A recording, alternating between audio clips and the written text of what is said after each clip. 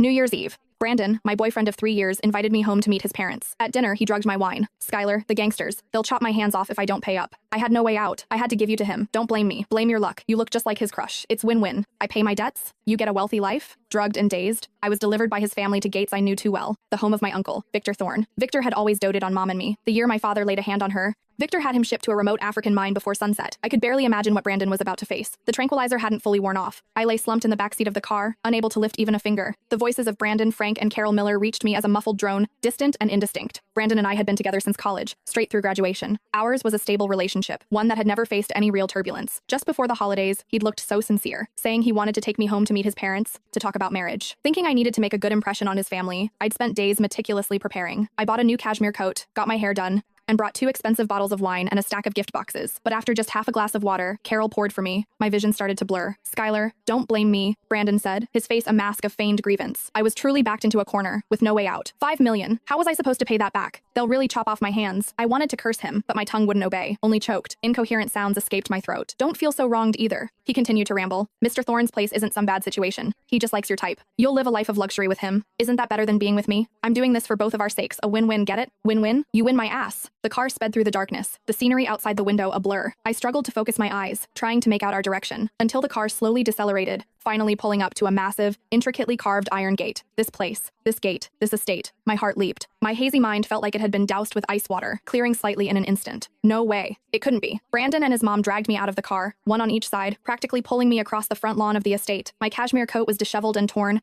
My heels were long gone. 2 straight-backed men stood by the door, watching us approach with expressionless faces. Gentlemen, please inform Mr. Thorne. We truly couldn't raise the money, so we came up with a new way to settle the debt. Frank Miller bent at the waist, fawning over the men in black suits at the door. We've brought Mr. Thorne a New Year's gift. He's definitely going to like it. One of the men shined a flashlight beam across my face. The light stung my eyes, making me squint. Her? His voice was flat. Yes, exactly. My son's girlfriend. Carol quickly chimed in, forcefully pulling my face straight. See? Doesn't she look exactly like the woman Mr. Thorne commemorates every year? We specifically found out about that, and she's a dancer, very graceful. She'll be attentive to his needs. My stomach lurched. The man was silent for a few seconds, then gestured to a subordinate nearby. Go, inform him. He turned back to us. Whether it works out or not, I can't say. Just come inside and wait. Thank you, sir, thank you. Brandon nodded profusely, bowing repeatedly, as he dragged me towards the main house. By the time I was pulled into the parlor on the first floor, my legs had given out. I collapsed onto the cold floor. Mr. Thorne is with a guest. Wait here, the man said, then left. As soon as the door closed, Brandon immediately crouched in front of me, a mix of anxiety and calculation on his face. Skylar, help me out. Just this once. He grabbed my shoulders and shook me. When Mr. Thorne comes, just say you came willingly. Please, I won't look down on you.